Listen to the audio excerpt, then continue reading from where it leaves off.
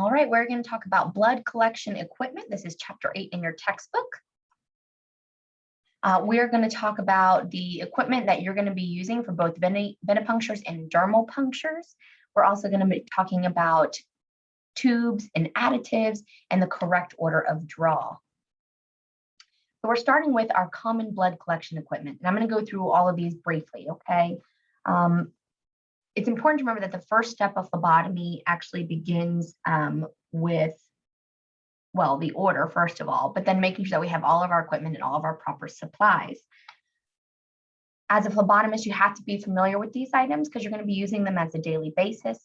And also the proper handling of all of our equipment and specimens is also really important to our safety and our patient's safety.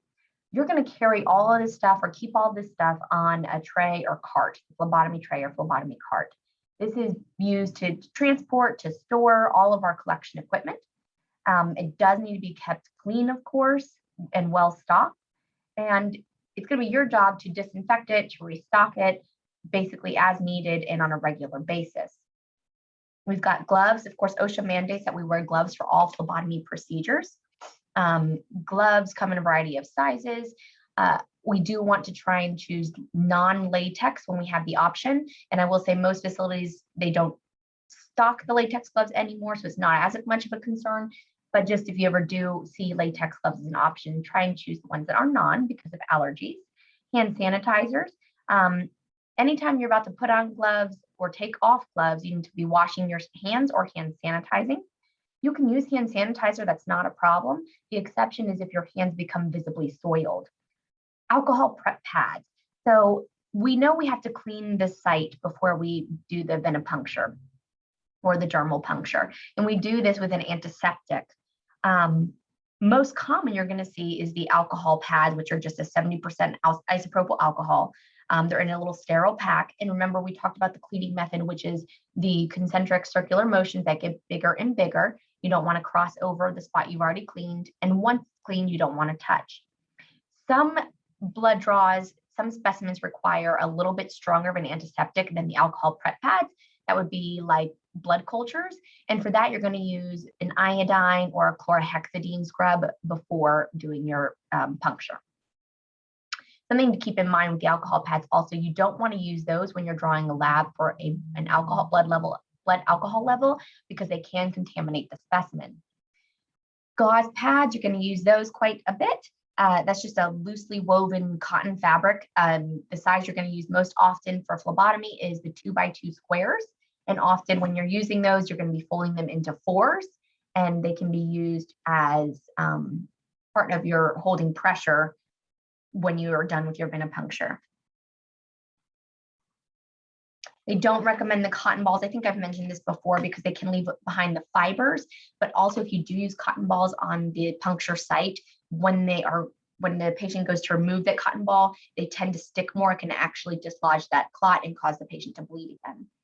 Adhesive bandages, that's placed over your 4x4 that's folded, right? Or excuse me, your 2x2 that's folded into 4s.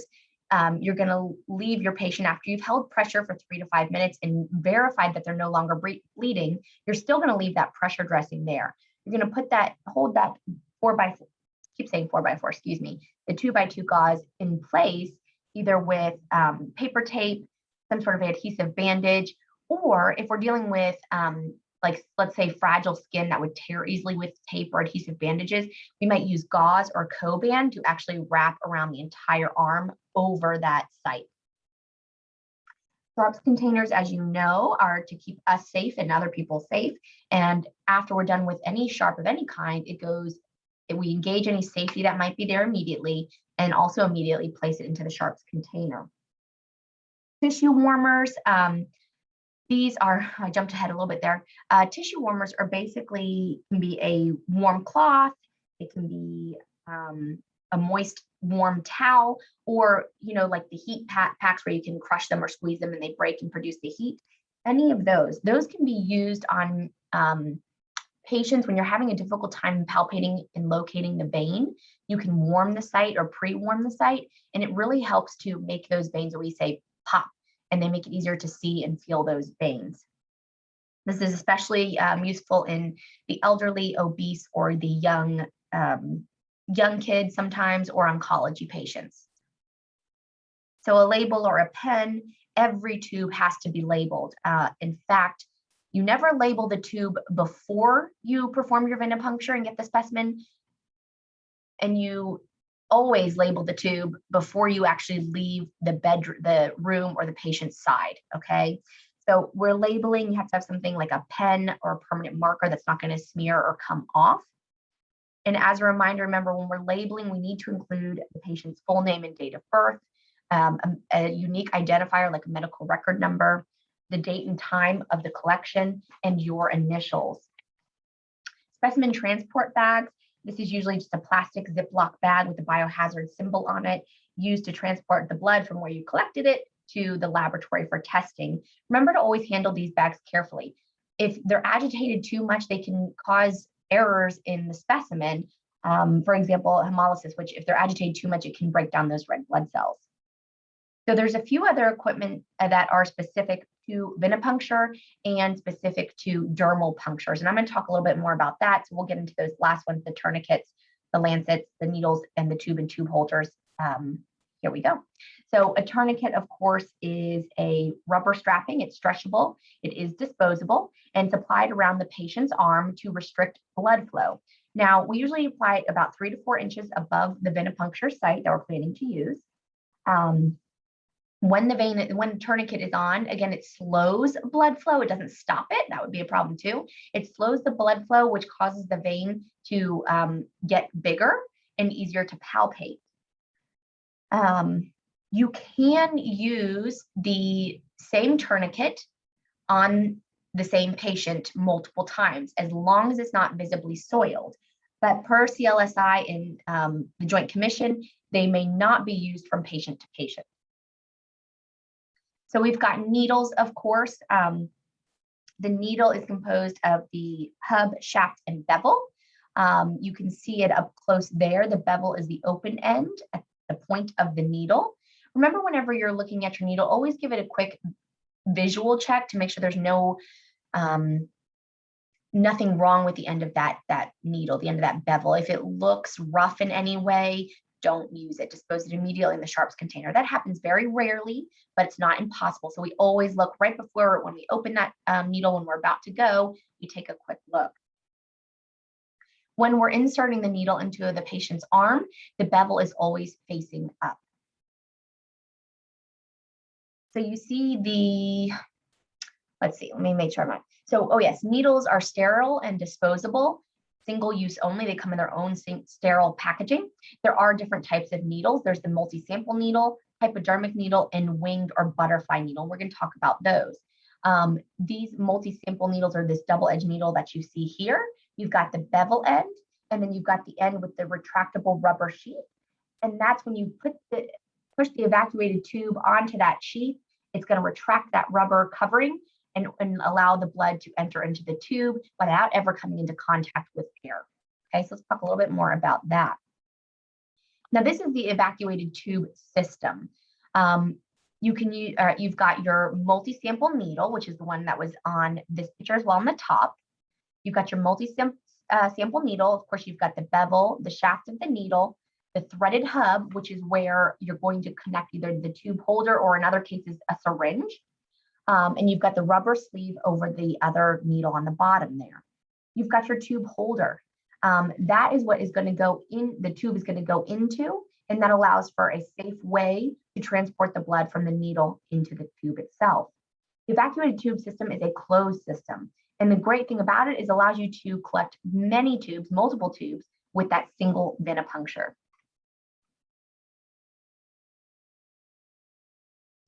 All right, so you have right here, what you see here is a syringe system with a hypodermic needle and the tube holder.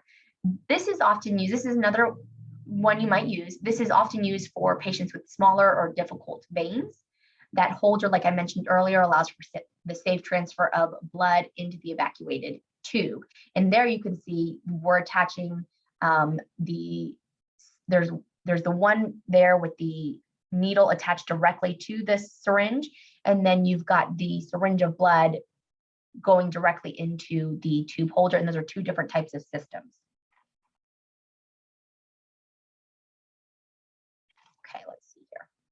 All right, here's our third kind that you're going to use. You've got the winged infusion or the butterfly set. This is also used more for smaller, difficult veins. And this can be used with the syringe or the tube holder and the evacuated tube, as you can see right there. Let me go back. So you see here this butterfly needle and it's attached to the syringe directly. And then when you unattach the syringe and attach it to the tube holder, that could be one method. Or again, you can do the butterfly directly with the tube holder and tube. Let me see here. Butterflies are often used in small children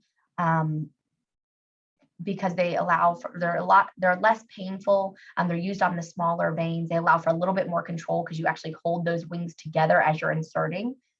They do have a higher risk of needle sticks.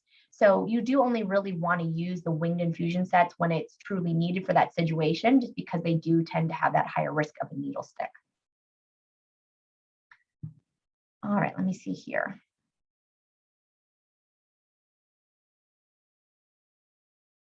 Okay, so we are going to now talk a little bit about the evacuated tubes. So this is an example of the evacuated tubes.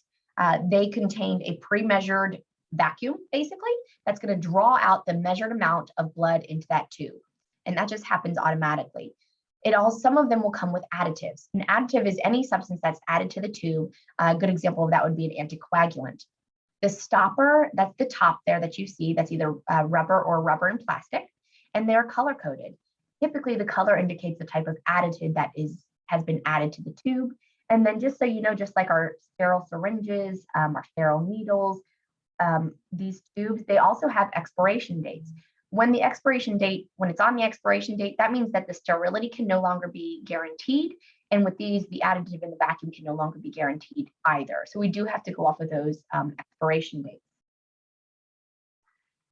Let me make sure I don't want to add anything there.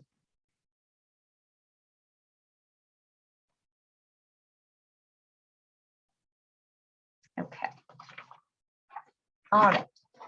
So there is, like I mentioned, there's some equipment that's unique to micro collection, and this would be the dermal or capillary punctures. Typically for these, we're using the lancets, which are small cutting instruments, essentially. They come in different depths, different flow sizes. You got either low, medium, or high flow, and different widths, the low, medium, or high as well. The phlebotomist needs to select the lancet that's appropriate for where you're going to be doing the puncture and the patient as well. Let me see if there's anything else I want to say about that. When you're doing capillary or dermal punctures and you're using these lancets, you're going to be using to collect your specimen either these capillary tubes or micro collection tubes. The capillary tubes, you might also hear them called microhematocrit tubes.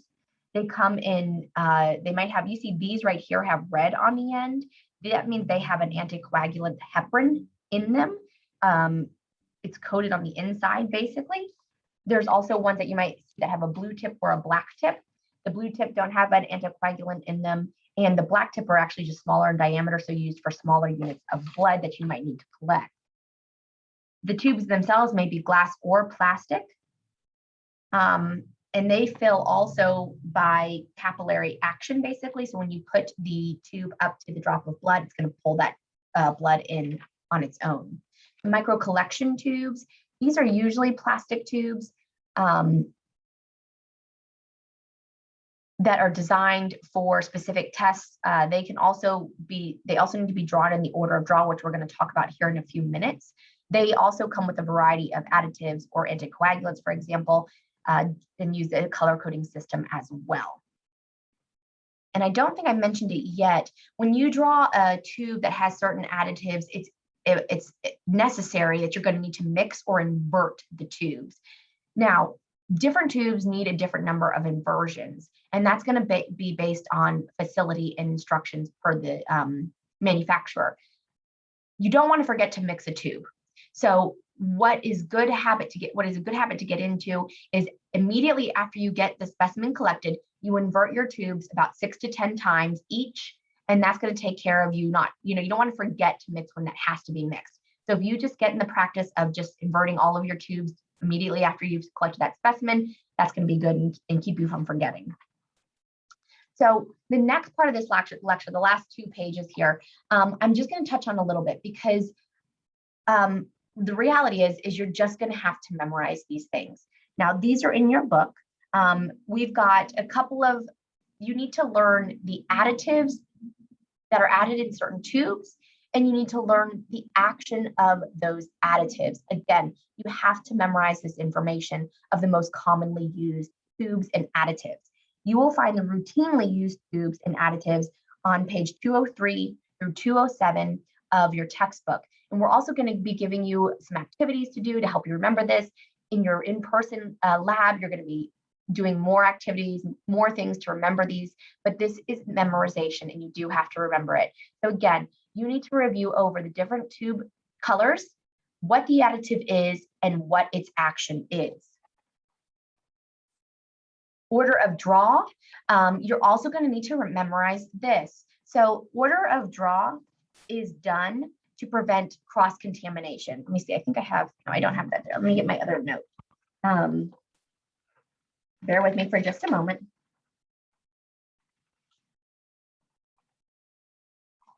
Okay.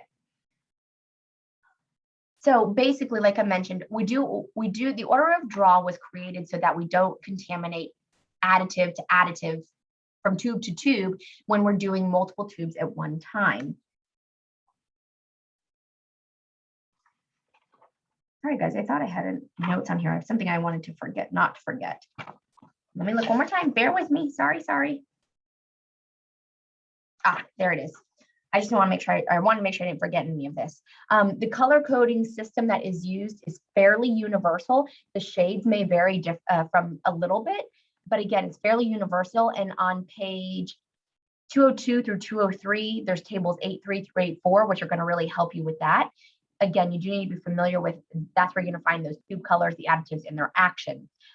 Because of the possibility of additives carrying over when we're doing multiple tubes at once, it was developed by the Clinical and Laboratory Standards Institute to have this order of draw. You have to, as a phlebotomist, it's part of your job, your scope of practice to adhere to this order of draw. And I think that's it, actually. So just know that routine venipuncture has an order of draw. When you're doing a sterile venipuncture, that's when you're adding in those blood cultures that you see at the top. So you're always going to do those blood cultures first, but otherwise then you'll follow the order of draw in the same order as the routine collection. Dermal or capillary punction is going to have a unique order of draw as well. So make sure that you're familiar with dermal or capillary puncture order of draw. It's shorter, and then both routine and sterile venipuncture. And if you have any questions, let us know. But again, just review over that and practice. Quiz yourself, make some flashcards, and we'll get lots of practice in person as well. And I think that's it. Thank you.